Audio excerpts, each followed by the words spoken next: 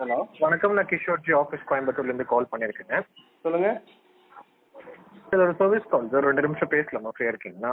சொல்லுங்க சார். இது ஒரு சர்வீஸ் காலுங்க. 2 நிமிஷம் பேசலாமா? ஃப்ரீயாக இருக்கீங்களா? சார் பேசுங்க சார். ஜியோலேருந்து தானே பேசுகிறேங்க. சொல்லுங்கள் sir. Yes sir. Sir Tirupati sir, நம்ம ஜியோ நம்பர்லேருந்து இப்போ வேறு ஆப்ரேட்டர் சேஞ்ச் பண்ணிக்கிறதுக்காக ரெக்வஸ்ட் கொடுத்துருந்தீங்க இல்லைங்களா? ஆமாங்க சார். அது ரிலேட்டடாக சார் கால் பண்ணியிருக்கேன். சொல்லுங்கள். நம்ம ஜியோ பயன்படுத்துறதுல உங்களுக்கு ஏதாவது சிரமம் இருக்குங்களா? ஆமாங்க, இந்தியா முழுசுமே சிரமம் தான் இருக்குது சார். மக்களுக்கு, இல்லாத மக்களுக்கு எல்லாத்துக்குமே சிரமம் தான். காசு இருக்கிறவங்களுக்கு கொண்டாட்டம், காசு இல்லாதவங்களுக்கு திண்டாட்டம். அங்கே வந்து ஜியோ கம்பெனி ஓனர் வந்து அம்பானி சார், அவர் கல்யாணத்துக்கு கோடி கணக்கில் 5000 கோடி 10,000 கோடி செலவு பண்ணிக்கிறாரு. அவர் பாட்டுக்கு விலையை ஏற்றிட்டாரு.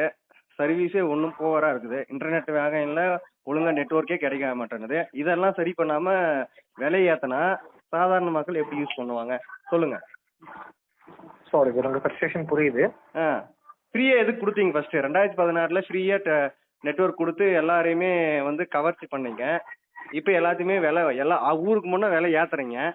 இதெல்லாம் ஏமாத்து வேலை தானே, இது பித்தலாட்டம் தானே இந்த மாதிரி பண்ணுறது.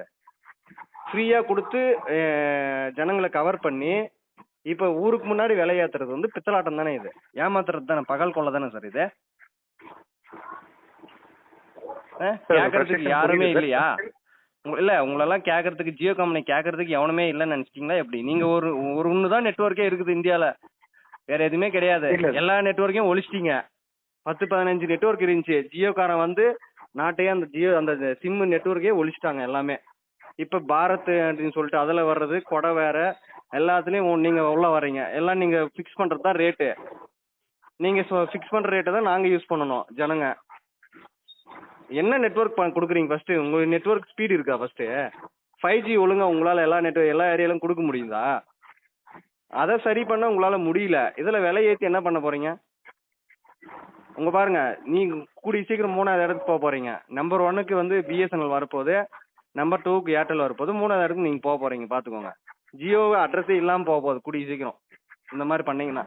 விலையை ஒழுங்காக குறைக்கலன்னா கண்டிப்பாக ட்ராய்க்கெல்லாம் நாங்கள் வந்து ரெக்வஸ்ட் வச்சு கம்பெனியும் மூட சொல்லுவோம். ஏன்னா 2016 ஃப்ரீயாக கொடுக்குறோம் நெட்ஒர்க், எல்லாமே ஃப்ரீ நெட்ஒர்க்குன்னு கொடுத்து ஜனங்களை ஏமாற்றி நீங்கள் வந்து ஜனங்களை சிம்மை வாங்க வச்சு விற்ற ஆளுங்க நீங்கள்.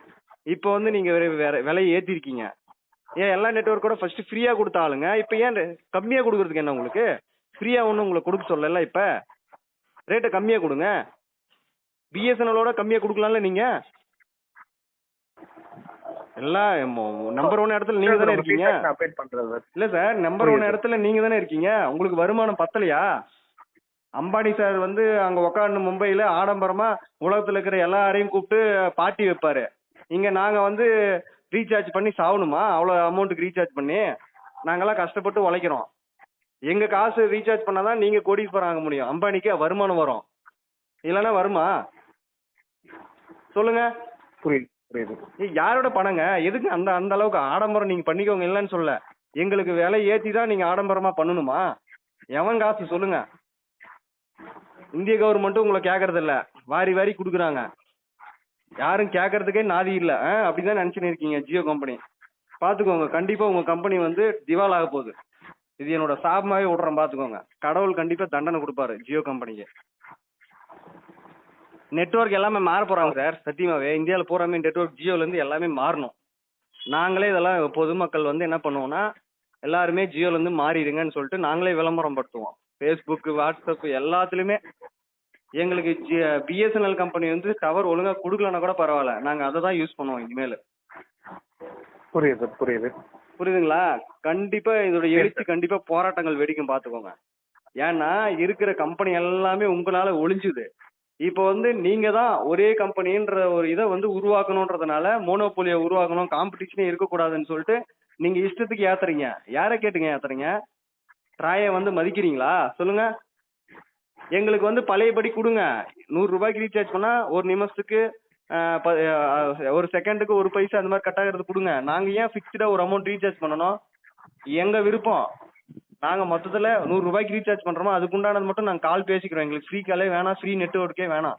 நாங்கள் காசு போட்டு நெட் யூஸ் பண்ணிக்கிறோம், காசு போட்டு பேசிக்கிறோம். இந்த ஃப்ரீயே வேணாம். யாருங்க இந்த பிளான்லாம் கொண்டு வந்தது? ஜியோக்காரங்க தான் இதெல்லாம் கொண்டு வந்தது. இந்தியாவில் ஒழிச்சிட்டிங்க எல்லாத்தையுமே, சரிங்களா? சொல்லுங்க, சார் என்ன உங்க என்ன சொல்ல feedback வரீங்க வந்து சொல்லுங்க. பண்ணிக்கிறேன். இந்த ஃபீட்பேக் அம்பானி சாருக்கு அனுப்புங்க.